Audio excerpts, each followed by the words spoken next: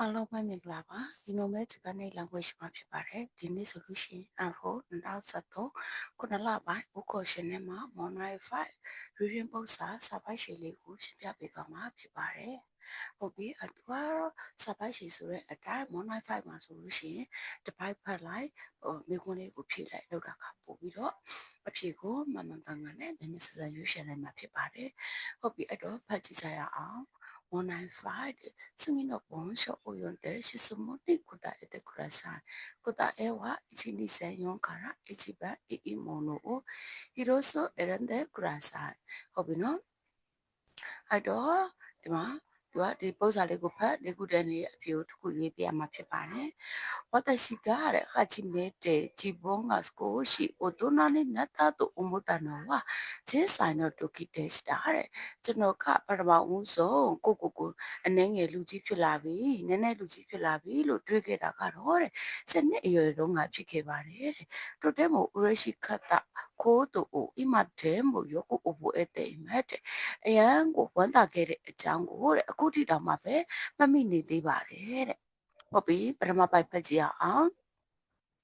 ဂျေးဆိုင်နေနာတို့မှာတဲ့နော်စနစ်မရောက်ခင်တော့ငါတဲ့ဝတ်တရှိကမိုင်းတူရှိတယ်ကျွန်တော်နှစ်တိုင်းနဲ့နော်အနေတိုးတဲ့အရှော်နေရောရှင်တော့တန်းချောပြီး present တို့အဲ့ဒါပဲ match တာတယ်နော်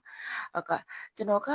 စနစ်မြောက်ခင်တော့ကအမနဲ့အတူတူမိဘတွေရဲ့မွေးနေ့လက်ဆောင်ကိုရွေးချယ်ပေးခဲ့ပါတယ်တဲ့ရှိကရှိတို့ရတွင်ဂျေးစာနေနဲ့စနစ်ရောက်လာပြီးတော့တဲ့ဟာတော့တန်းချောပြီး present တို့နေဆွေတဲ့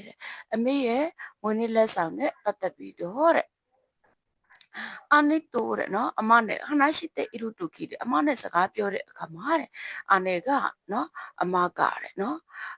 今年は一人で選んでみると言いましたနော်အမကဒီနှစ်ကတော့တယောက်တည်းရွေးချယ်ပါလားလို့ပြောခဲ့ပါတယ်တဲ့私はびっくりしましたがကျွန်တော်ကအံ့ဩသွားခဲ့ပေမဲ့少し考えてからနည်းနည်းလောက်စဉ်းစားပြီးတော့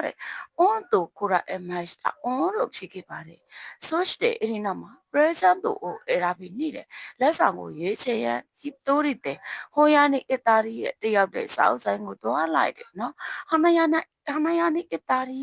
ပန်းဆိုင်ကိုတွားလိုက်ရှိမရှိပြုလုပ်ခဲ့ပါတယ်တဲ့။ဟုတ်ပြီအဲ့တော့မိကုန်းလေးကိုကြည့်ကြအောင်။ဝါသရှိဘွားတဲ့ဂျစ်ဆိုင်တော့တူတီကျွန်တော်က7နှစ်အရွယ်တော့ငါဟာနော်တန်းကြောပိပရိသတ်တို့ဒိုရတဲ့အရာပြီးမှしたကအမေရဲ့ဝန်ဒီလက်ဆောင်ကိုဘလို့လုပ်ပြီးရွေးချယ်ခဲ့တာလေတဲ့အချီပန်ကဂျီဘိုဟီတိုရီတဲ့အရာပြီးမှしたနော်ကိုရိုင်းတယောက်တည်းရွေးခဲ့တာပါတယ်ကနီးပန်ကအနဲ့တို့အရှော်နီအရာပြီးမှしたအမနဲ့အတူတူရွေးခဲ့တာပါတယ်ဆမ်မကအနဲ့နီနာနီကအီကားတဲ့ခိတဲ့အရာပြီးမှしたအမကိုဘယ်ဟာကကောင်းတယ်ဆိုတာကိုမေးပြီးတော့ရွေးချယ်ခဲ့တာပါတယ်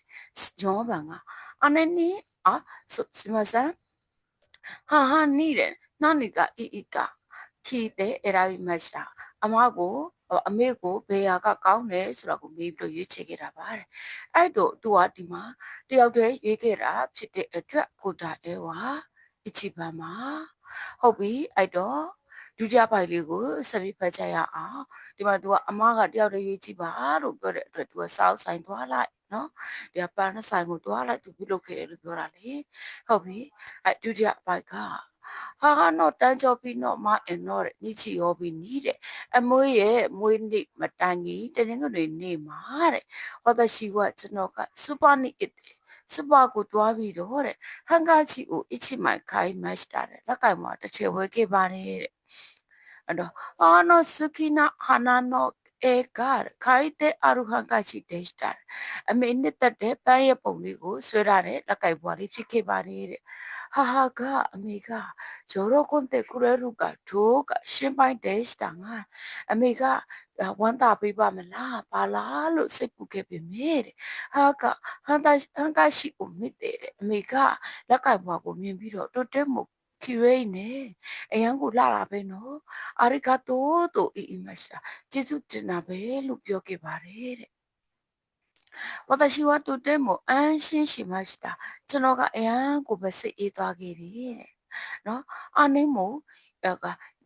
နီကိုရှိနာငါရတဲ့ပြုံးစီလို့ရင်နဲ့ယောကတာနဲ့သူအသက်ခုရမရှိတာနော်တော်လိုက်တာနော်လို့ပြောပြခဲ့ပါတယ်တဲ့မို့ခုတို့မို့ဂျာနိုင်သူအမတခုတူဝအမတတူခီပေါ်တယ်နော်အမတတူခီနော်အမွေတီတဲ့နော်ဒီချကလေးဖို့တော့ပြခဲ့အမတ်တရလေးဖြစ်ပါတယ်တဲ့ဟုတ်ပြီအဲ့တော့ဒီမှာမိကွန်းလေးကိုဆက်ပြီးတော့ဖြည့်ကြည့်ကြရအောင်山椒一起な。私が母に何をプレゼントしましたが、そのがアメゴバゴレサンビゲラレレ。ほうね、のさおうて、花パン、の花の絵で、のとか、パンポンレレ、のကျွန်းဘကဟန်ကာရှိတယ်ဟုတ်ပြီ तू ကလက်ကင်မတစ်ချေဝယ်ခဲ့တယ်အဲ့လက်ကင်မမ तू ကအမေကြိုက်တဲ့ပန်းပုံစံလေးဆွဲရတာလို့ဖြစ်တဲ့အတွက်ပေးတာကဟန်ကာချီပါခုဒါအေဝါယွန်ပန်ဟိုက်စမ်းကျူးနေကိုကြည့်ကြရအောင်安心しました安心しましたとありますがどうしてですかနော်စိတ်ပူသွားခဲ့စိတ်အေးသွားခဲ့တယ်ဆိုတာရှိခဲ့တယ်တဲ့နော်အဲ့ဒါကဘာကြောက်ပါလဲတဲ့ဟုတ်ပြီအဲ့တော့ဒီမှာ一番がスーパーでハンカチあみそかれあみそけられたかられのスーパーマーレハンカチကိုရှာဖို့တရှိခဲ့တဲ့အတွက်ကြောင့်လက်ကင်မကိုရှာဖို့တရှိခဲ့တာတဲ့နိဗ္ဗာန်ကအနိကပရဇတ်တို့ခိရိတာတို့ဟိုမဲတဲ့ခုရတခါရတဲ့အမကလက်ဆောင်လေးကလှလိုက်တာလို့ချီးကျူးပေးခဲ့တဲ့အတွက်ကြောင့်စမ်းပန်ကဟာကပရဇတ်တို့ရောကွန်တဲ့ခုရတခါရတဲ့အမေကလက်ဆောင်လေးကိုဝမ်းသာပေးခဲ့တဲ့အတွက်ကြောင့်ယောဘန်ကအနိကယောဂတနဲ့သူတဲ့ကုရတခါရတဲ့အမကတော်လိုက်တာလို့ပြောပြခဲ့တဲ့အတွက်ကြောင့်ဟုတ်ပြီဒီမှာဆိုရင် तू ကသူ့အမေကိုဒီလက်ဆောင်လေးကိုသူ့အမေကဝမ်းသာပါမလားသူစိတ်ပူခဲ့တာဒါပေမဲ့သူ့အမေကအဲလှလိုက်တာနော်ကျေးဇူးတင်ပါတယ်လို့ပြောပြခဲ့တဲ့အတွက် तू ကစိတ်အေးသွားခဲ့တာလေအဲ့တော့ခုဒါအဲဝါစမ်းပန်ပါဟုတ်ပြီအဲ့တော့စမ်းကျူးစမ်းပန်ကိုဆက်ပြီးကြည့်ကြရအောင်この文章で私が一番言いたかったことはの何ですか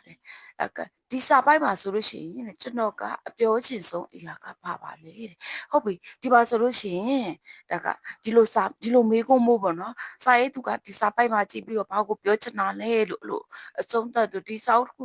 ပိုက်တစ်ခုလုံးကိုခြုံငုပ်ပြီးပြင်မေးတာတို့အဲ့လာတို့မေးခဲ့တယ်ဆိုလို့ရှိရင်စာပိုက်ရဲ့ပထမဆုံးအကြောင်းကိုကြည့်စာရဲ့ပထမဆုံးအကြောင်းမှာပါရင်မပါရင်နောက်ဆုံးအကြောင်းမှာပါတာကရှိပါတယ်အဲ့တော့ဒီမှာမေးခွန်းလေးကိုအဖြေလေးတွေကိုလိုက်ပြီးတော့ဖတ်ကြည့်ကြရအောင်一番が初めてで一人で買い物ができてとても楽しかったことでなပထမဦးဆုံးတယောက်တည်းဈေးဝယ်နိုင်ခဲ့တဲ့အတွက်ကြောင့်အရန်ကိုပျော်ခဲ့တဲ့အကြောင်းနဲ့အဲ့နိဗ္ဗာန်မှာကျ present တို့ကနာကတယ်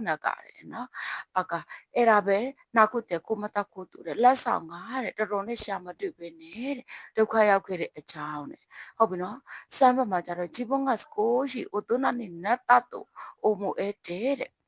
嬉しかったことတဲ့တော့ကိုနည်းနည်းလူကြီးဖြစ်လာပြီလို့တွေးလာနိုင်ပြီးတော့ဝန်တာခဲ့တဲ့အကြောင်းနဲ့ဟဲ့ဆန်ဂျွန်ဘန်ကဟာက present ကိုရောကွန်တဲ့ခရရုကဒိုကရှင်းပိုက်တတ်ကိုတူတယ်နော်အမေကလက်ဆောင်ကိုပျော်ပေးပါမလားပါလားလို့စိတ်ပူခဲ့တဲ့အကြောင်းနဲ့ဟုတ်ပြီအဲ့တော့ဒီမှာကြည့်စီရအောင်မေးခွန်းမှာဆိုလို့ရှိရင်ဒီမှာစာပိုက်လေးမှာဆိုလို့ရှိရင်私が初めて自分が少し大人になったと思ったのは小さいの時のでした。とても嬉しかったと、こ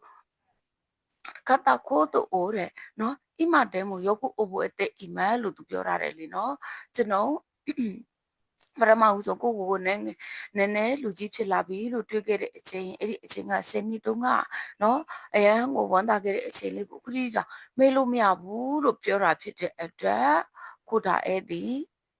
မှာစမ်းပါမှာ